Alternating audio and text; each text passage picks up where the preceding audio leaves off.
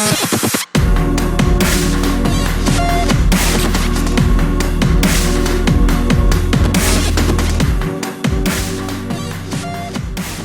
and welcome again to the next episode of Searching for Satoshi with George Gvazava. We have an amazing guest today, Andrew Thornhill. Hey everyone. Who is an experienced professional in finance, payments, who has done a lot of work in this space, who is also quite into crypto space and blockchain space recently.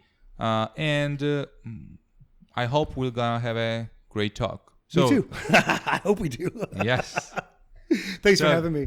Great, Andrew. So just briefly talk about yourself. Sure. How are you related to crypto and blockchain, and anything that you would like to share in this? Sure. Yeah. Well, anyway, thanks for having me. I really appreciate it. I love this format. I think it's fantastic. Obviously, you and I know each other, and I know crypto pretty well. So yeah, I'm an American businessman living and working in Georgia. I've been living here full time for about the last 6 years, if you can believe it, almost 6. Wow. First came in 2007. I was working for a company in Australia, actually, and we were invited by Car2 Bank to start payments, online payment program. And they were just a fantastic group of people. One of the first people I ever met, actually the first people I ever met really were from that meeting. And the project was very successful. Car2 kind of changed their direction a bit when Benzina got more interested in politics, and so they exited some of that space. But some of the people that I worked with early 2007, 2008, they moved to other banks, and so my programs continued. So yeah, I have a pretty decent relationship with Georgia. Love this country. I was here actually when Russia invaded, if you can believe it. In 2008. 2008, okay. Yeah, with my brother Okay. on a private jet. Actually, not mine. But I remember the pilots were screaming, we need to leave because the Russians are bombing, and it was pretty crazy. But life, as you probably remember, was it was a huge kerfluffle in Georgia. But we had business meetings that day. We went out to dinner that night. It was it wasn't. It was a little bit different, of course, than what the news reports, but we weren't on the front lines either. Our business continued, moved, and I don't mean that. it was a super tragic event, but it was also super weird because we continued to have our meetings and we went to dinner that night, and it wasn't like the whole country shut down. It was a crazy time. Yeah, I remember. It was obviously a horrible, terrible event. I kept working with Georgia. I was living in Australia at the time. I moved around a little bit, but I kept coming back. Right, I found that I had a very low orbit with Georgia, and we had a number of projects that we kept popping up, and then finally, I was coming for weeks at a time in 2013, 14, 15. And finally just made the decision just to move here full time. And I moved here in January of 2016. Okay. And I've been here. This is my home. I'm a resident here. I've been at the same place, same phone number for the last several years. My background is payments, online payments mainly. So any non-cash movement of money has been something that I've been working in. I was very, very lucky. I moved into the online credit card space by the late 90s. And that, of course, completely boomed. It took off. And so I've been in different positions around that space, from working with banks, working with the large merchants, working with what we called ISOs in the U.S., independent sales organizations, even doing some consulting with government and stuff. And ironically, one of the companies that I worked for before I came to Georgia had tasked me with doing a study about cryptocurrency and what the company then position should be on it. And when was it? What was your first encounter with crypto space? When probably was it? 2014, 15. Okay. Yeah. Right before Ethereum was born. Well, interestingly enough, you would think that in the payments I would have been all over it, right? But I just wasn't. And unfortunately, my early exposure to it was a little bit negative, right? Because I was coming at it from the risk side, right? Basically from the credit card risk side. And anytime, because at that time it was like, should we allow clients to buy and use Bitcoin, right? Okay. And in 2014 and 15, my answer was no, because the given tools that we had for credit card didn't prevent, like we would allow a client to buy a Bitcoin, they could then use it to do whatever they want, and then they could charge back that transaction. Right? Oh. And okay. so I wasn't poo-pooing, digital currency. I was attacking it from like the angle of risk, and the angle of like, who's holding the bag at the end of the day. Understood. That's very interesting. I never knew that. I know you, but I didn't know that you were against. So no, to say. I was against credit card purchases of Bitcoin, and I still am. Understood. By the way, I'm still quite against the use of credit cards. So are the chargebacks still a kind of? Well, fast forward till today, and now I'm almost 100% crypto in everything I do. So I can't do, But yeah, I mean, I remember like in the run up in 2017, 18, when I had friends that were like, "Yeah, dude, like buy Bitcoin for like buy $1,000 of Bitcoin and then sell it when it's 2,000 and then pay your credit card bill." And I'm like, "No, don't do that. That's horrible. That's a terrible idea. It's always a terrible idea." So coming at it, with a bank hat and coming at it with like a financial risk hat, and then coming at it from a payment side, like I think I have maybe a little bit different experience and different. I do actually consult with companies that use credit card as a method of payment, but fortunately, credit card companies like Visa and MasterCard have adapted and created new rules and new tools that help the merchant and help the end user maintain authenticity and credibility in that transaction. Okay, thanks, Andrew. That was great history, and I'm happy to hear about your first encounter to crypto and blockchain space, and it's really interesting because I did not know that. I think my next question would be, I know that you were the regional ambassador of Cardano Foundation, so just tell us more about that. What is planned? What are you guys doing? What's your kind of input in this, and what are your plans for this region? Because as you know, Georgia is kind of trying to adapt and embrace the crypto and blockchain, but the pace of it is still quite slow. So we want to know more about that. Sure. I'm really honored to be the country ambassador, the country of Georgia ambassador to Cardano. I've been working with the Cardano Foundation, since about 2019 or so, and with them actually helped create the ambassador program. So now they are kind of using this model across the world, which is really great. I shifted from proof of work to proof of stake coins, both for investment and main use, around that same period. And so Cardano for me was like an easy decision. I happen to know people inside the foundation, and so the world of cryptocurrency is amazing, but the people that work in the executive levels and whatnot across the world, there's not that many, right? There's not that many. So I'm quite fortunate that I have some contacts and I know people in the space, especially with the foundation, and they. We would have, I don't know, we'd talk every month or something like that, just to say, hey, what's up? What are you up to? What's going on? And they approached me with the idea of creating a metadata project specifically around track and trace. And we did a deep dive into the core values of the company, and because Cardano split into IOHK and Ergo and Foundation. Yeah. So I'm working with the foundation, and I'm inheriting a project from IOHK, which is pretty cool. It looks like it has. It's I shouldn't say that. We're in discussions for moving me helping a project with IOHK, but I work closely with the foundation. And the foundation was really curious about third-party applications that would use blockchain as foundational data for their product. And so we talked with ScanTrust and created the track and trace program with BuyAsWine, and it was a huge success. And then what we found out later was that it was the first time ever that blockchain metadata was used as core data for track and trace. And it makes sense. Like it makes sense that companies would use blockchain for this. Exactly. Especially like ScanTrust. And so I picked Baya's wine because I know the girls very well. I'm an investor there.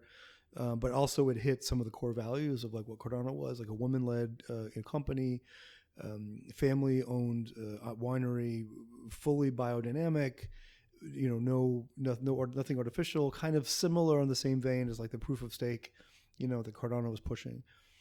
Less energy and all that. Because of the success of that project, and I was led into I was actually nominated to serve as an executive advisor for the Cardano's NFT DAO, which I'm very excited about. Yeah. And so that, in fact, actually next week, today's Wednesday, I think tomorrow, the governor of Wyoming, because the DAO is actually going to be based in Wyoming, the state in the U.S., the governor is signing into law the DAO as a corporate entity. And I believe that the Cardano's NFT DAO will be the first DAO into that system. Very exciting. I mean, super, super cool. For me, it's like the absolute like next level, fourth dimension. Yeah, I think that's kind of an example of how can blockchain, interact with the outside world, because we've seen that for like a lot of years. There have been years when crypto was fraud. There have been years when crypto would change the world, and then so that fact that you just mentioned is actually the kind of example of how the two worlds can coexist, if we say, and that they are like together, and how potentially the proper regulation and proper governance actually could help both sides in this space. And I'm for it, because I think that lots of stuff in crypto and blockchain still need regulation, but the regulation should not be too stringent, because that would actually could promote other different bad activities. So another question, you mentioned actually just now proof of work and proof of stake consensus mechanisms, and as our podcast is also partly educational, because our audience are general people who are interested in this, just give us your brief introduction of proof of stake and what's the difference between proof of work and proof of stake, like just your brief explanation, so to say. Well, I'm certainly not against either, and I want to be clear about that. I just prefer, and I personally invest in proof of stake. But for me, the difference is, the consensus algorithm, right, that you were talking about. So when the white paper was released, 2008, about Bitcoin, the idea was, how do you prove that something happened if you don't know everyone in the room? Right, it's kind of like that, but a little bit different than like the general strategy, right? Like the war strategy of like how does a general flag, if they're encamped away from each other, and how do they let the armies know that people are attacking? How do you basically solve like that problem is a very, very critical and important step. And for Bitcoin, basically what they suggested was, if you've got like a bunch of computers that don't know each other, and at least 51% of those don't know each other, and they're not owned or controlled by the same people, that you can come up with a computer algorithm test, let's say, in which, if depending on how that algorithm is solved and how that the solving of that takes place, that you can create a mechanism by which you are quite confident, supremely confident, that the transactions that are part of that algorithm are correct, thus the hash. That's awesome, by the way. I mean, that's freaking absolutely incredible. I mean, that was huge innovation, and the application was actually innovative. How you could apply the concept that was actually existing 30 years ago as well to the modern world and to computers in this case. A decentralized payment system was created, over that paper. And it's a little bit, the paper is dense, of course, but the concept is beautiful. And I don't think that, and we'll talk about this a bit later, but I don't think that the people who created that paper really even had an inkling that it would just blow up as big as it did, right? To where now you literally have megawatts and megawatts, hundreds if not thousands of megawatts, of energy consumed quite simply to crack a puzzle, to create a hash, to verify a transaction, right? It just doesn't make sense. I mean, it's a beautiful concept and mathematically it's stunning. But the idea of like that energy being used simply and chipsets being created only to create this, to solve this algorithm, to solve this puzzle, the heat that's wasted, the energy that's wasted, the chipsets and the sound, the screaming sound of these, Bitcoin processors. It's just, it's silly in a way, right? It's a bit silly. Now it's very, very secure and it's very awesome, but I'm against the use of electricity and power and work in that way. Understood. So you look from environmental point of view, and I agree with that because I think Bitcoin now consumes more energy than one of the biggest countries in the world. So. Yeah, and I get it. If you have renewable energies, and the energy is not like a product that you can store really easily and then buy. So like the amount of energy that's consumed is equal to the amount that's produced, and you can produce more, but at the same time, it just seems very wasteful. Understood. It seems wasteful. So the proof of stake takes that concept, that exact concept, and kind of flips it a little bit and says, hey, let's allow stakeholders, which are the individuals or the organizations or the computers that hold the tokens that we have, to become the individual nodes, rather than having a computer solving an algorithm in which you need energy to do that. The stakeholders of the token holders, they can come together and kind of do the same thing. Right, and so it's just similar algorithms are solved, but the people that participate and the way that the participation works is through stakeholders and not through a computer that's crunching, a super long, complicated, logical puzzle. And Cardano is one of those. All right, so Cardano is one of those, and indeed, I definitely use. I have investment, of course, in Bitcoin, but I don't trade it. I do use, the USDT, the Tether coin, which of course has a proof of work. But I'm also migrating more and more transactions to less proof of work, systems. Yeah. And so proof of stake, is something that I believe in quite powerful. And I don't even think that's the end, right? I think that there'll be another mechanism, or maybe several mechanisms that develop on top of that will become a lot more efficient and make a lot more sense. But right now, I think proof of stake is a responsible and manageable, logical solution to I wouldn't say energy crisis, but the problem that energy has with proof of work tokens. Yeah, great. Thank you very much for your insight. And exactly, there are even the proof of stake itself is innovating, and we have now decentralized proof of stake and other consensus algorithms that are being developed. And I'm sure that it's gonna evolve even more as time goes by.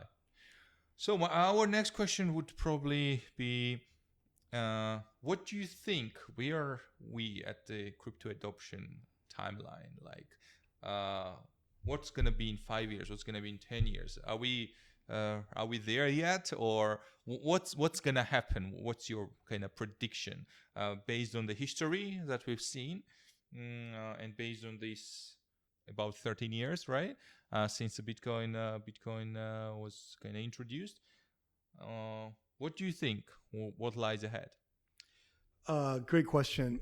I believe that the world is absolutely going to be changing and will be in certain sectors unrecognizable as a result of blockchain. I believe very strongly that decentralized data proofs and the advantages that blockchain gives to data are nothing short of revolutionary in the modern IT space. I think that the challenge is not going to be adoption, because it's already happening. There are billions and billions of dollars that are set aside for like super smart people like you guys, just developing and making things bigger and better and stronger. And that money's already set aside, right? So if Bitcoin just would completely crash tomorrow and and the markets would devalue, it wouldn't change the adoption or even the speed, I would say. Exactly. I think I agree completely in that. These people are already doing that. Exactly. I mean, some of the smartest, brightest people in the world, of which there are definitely some here in Georgia as well, are literally tackling this problem daily. So right now, while we're doing this podcast, there's 20 people sitting in a room in New York, and they're hashing out ideas about how to make, blockchain and digital currency better. So these things are happening, right? I think the biggest challenge is going to be, I remember I'm a bit older than you, but I also have some experience. But in the late 90s or the early 90s, mid 90s, when we had the .com boom, right? And so everyone was just like, oh my God, this is incredible. And finally people realized that putting things in an Excel sheet and using Microsoft Word to create, documents was so innovative and so more powerful than anything. The idea that you could buy something online and it would be sent to you or something, it was people were crazy about it, and billions of dollars probably went into new companies and new ideas trying to solve these problems or problems that didn't exist. Really, how much dog food should I have shipped to me was not a problem that existed, but it was something that people thought could be a problem. Whereas you fast forward, and then there was, of course, the global financial crisis, and people lost trust and lost interest in the financial systems, which is really, I think, kind of how Bitcoin was born out of that. To the massive ups and downs of, let's say, the Bitcoin market, where people today are just, they don't get it. It's very complicated, right? Blockchain is not easy to understand. My parents have absolutely no idea, and my parents are extremely intelligent people, and I've sat down with them over dinner and explained this multiple times, and then at the end they're they get it, and then a month later they're like, we don't get it, Yeah. And so it's not easy, right? Yeah. But it's happening, and so I think, and because of the people want to make money from it the same way they made money from the .com boom, that they invest in something and then they don't understand when the market goes up and down, right? And they get frustrated and they leave. So I think the biggest issue is not adoption, because it's already happening. It's not the technology, because it's being created. The problem is going to be that these things are happening anyway, and people will need to get on board, and those that don't will be left behind. Yeah. The train is not stopping. The train is not stopping. And never before have I seen things like this podcast, for example. This is given away, right? This is a free podcast. Exactly. I don't know of any situation ever in the world in which so much information about a given revolution is available for free, and people are just too busy or too uninterested to get it. But anything that you want to learn about Bitcoin, anything you want to learn about blockchain, anything you want to learn about consensus algorithms and how proof of stake is versus proof of work, this is free, right? You can Google it, and you can get 1 million podcast hours about it, and smart people, way smarter than me, are talking about this stuff, and it's all there. You can just pick it up and run with it.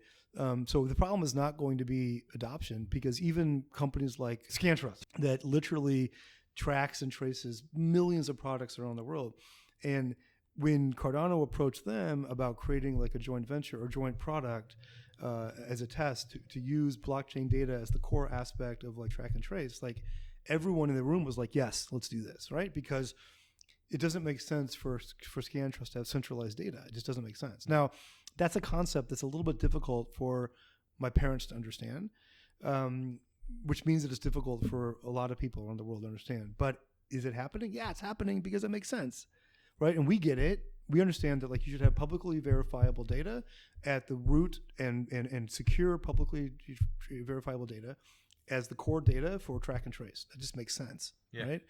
So these things are happening, and banks understand this, right? Visa, MasterCard completely get it. They know that the iPhone killer, the Visa, MasterCard killer in the room, is not some new card.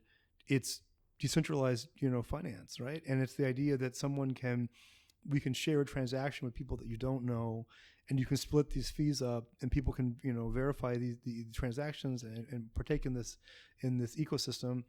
like that's the killer, right? And so they are fully aware of this, and they're taking steps to Board the train. Yeah, to get on the train, but because you can't stop it, but they're trying to like maybe put up some barriers here and there. But like, no, this stuff's happening, and we, as take myself out of the loop, someone that simply uses an app on their phone to buy a stock or to check their bank balance or to share the cost of a bill or to buy something and have it shipped to your house, like those transactions and those functions are moving towards blockchain. And so that is happening anyway. And for many of us, it will be, I didn't even know that it's happening. I didn't know that that's happening, right? I didn't know that banks were starting to like publish data about their own transactions on blockchain, or I didn't know that metadata was being used to secure invoicing, from third-party apps, kind of stuff.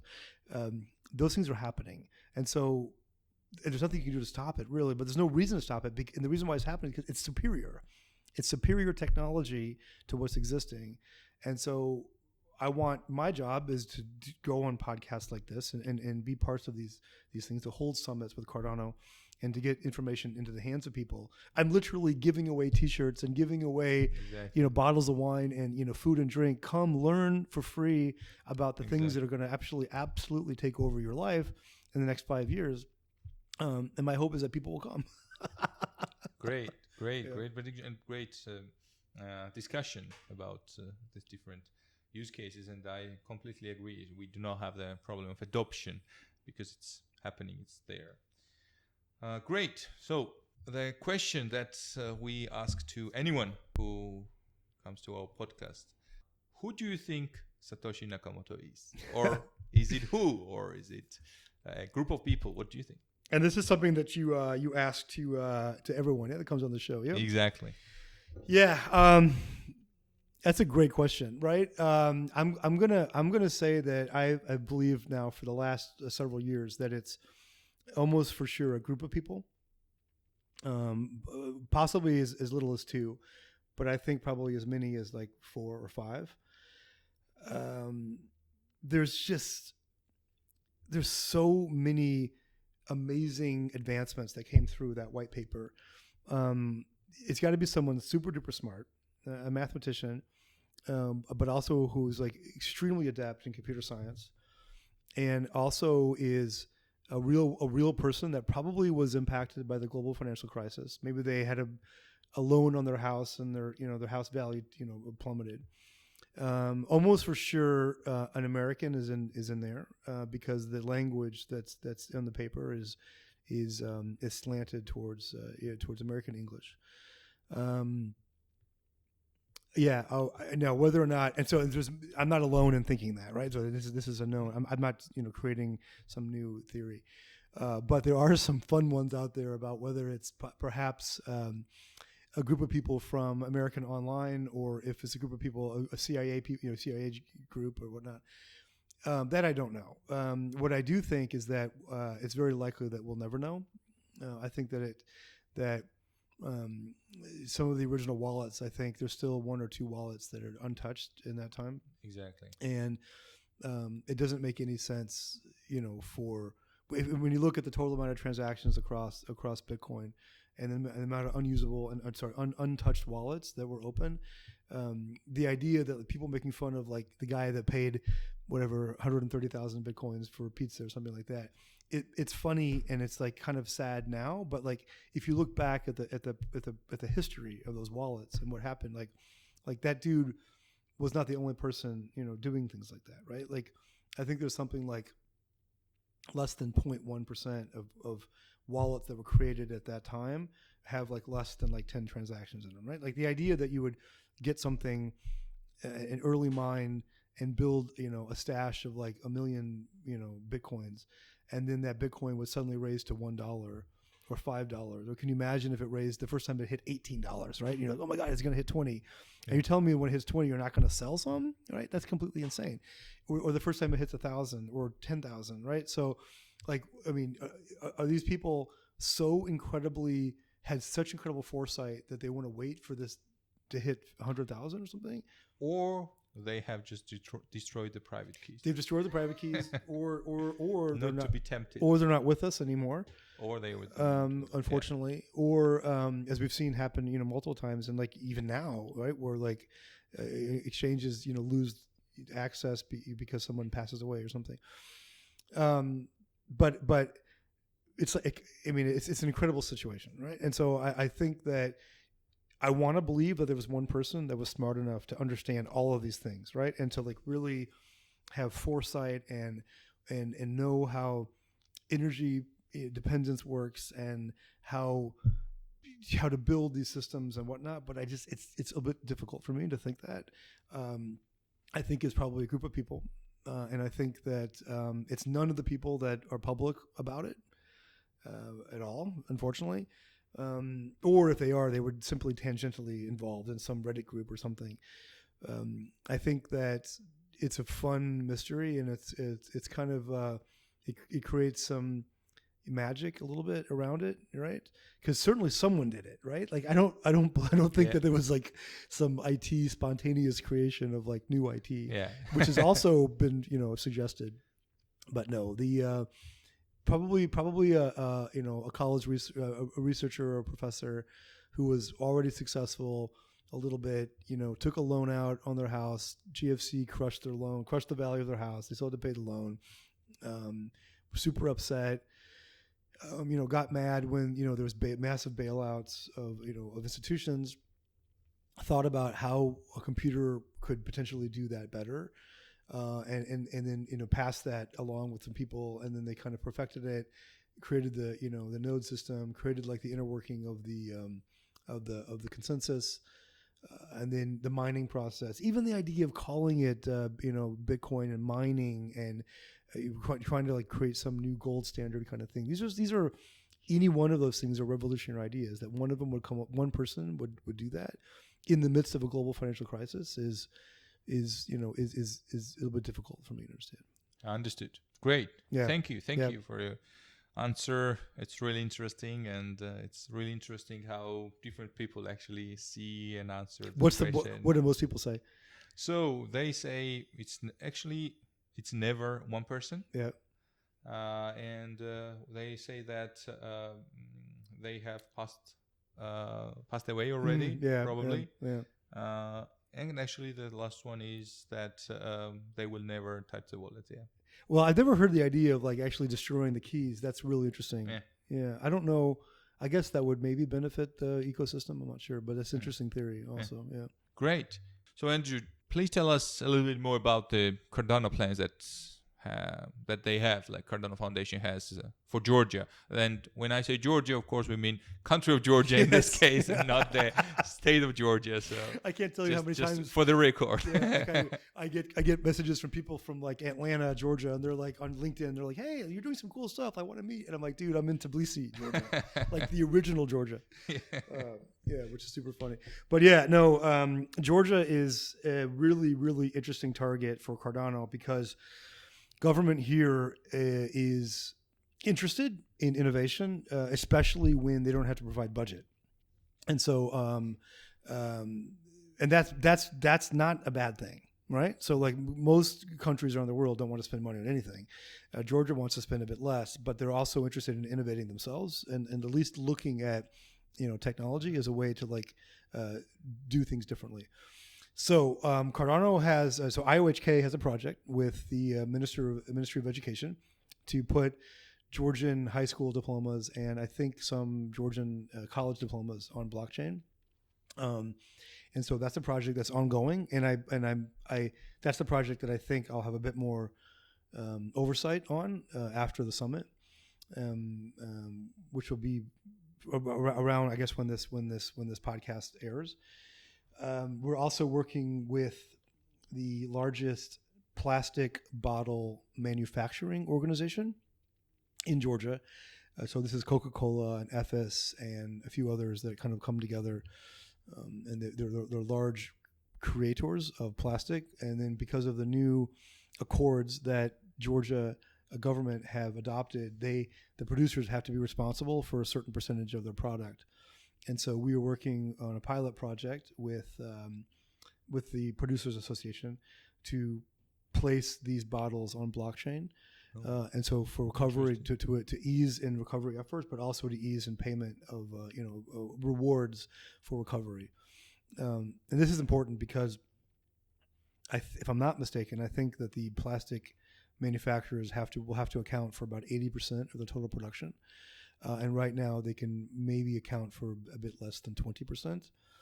And so the difference will be taxed to the producers, and that tax will be put on us, the consumers. So every time we buy a Coke bottle or a bottle of Bacriani water like we have on the table, that cost difference will be passed on to us if that bottle is not reclaimed. The idea of putting blockchain around that secures the bottle as a unique aspect inside the transaction, but also encourages marketing efforts, but really also encourages the consumer to return that bottle, especially if they're being paid. And Cardano has a project with that in which ADA is actually the uniform payment of that, which is why I was bugging Crypto to adopt Cardano ADA fiat pairs, because I think there's going to be a lot more ADA transactions in the Georgian system. So I'm very happy that you guys are doing that. I'm super excited about that. I'm sure you'll have a different podcast about that. Yeah, so those are some of the projects. We're also looking at a few others. There's a DeFi project. It's not going to be based in Georgia, but because I'm here, we'll have some presence here. So there's some really, really exciting things that Cardano's doing. One of the sponsors along the summit is Allcam, who's coming with crypto. Allcam is a early funding arm of Cardano, and so they are very excited about the DeFi Divi, which will be it's a little bit complicated, but it's a super fun DeFi project, and I'm very, very happy that Georgia will get some exposure because I'm living here. Okay. So, yeah. Great. Thank you very much, Andrew, for that, and thank you for being here with us today, recording this episode. And I guess it's going to be quite interesting for your user audience to listen, to understand a little bit more, and probably engage more with the crypto and blockchain world. Thank you very much. Yeah, I'm really honored, George. Thank you so much. I really, really like the CryptX group. They've been very, very good to me and very good, I think, to the ecosystem in Georgia.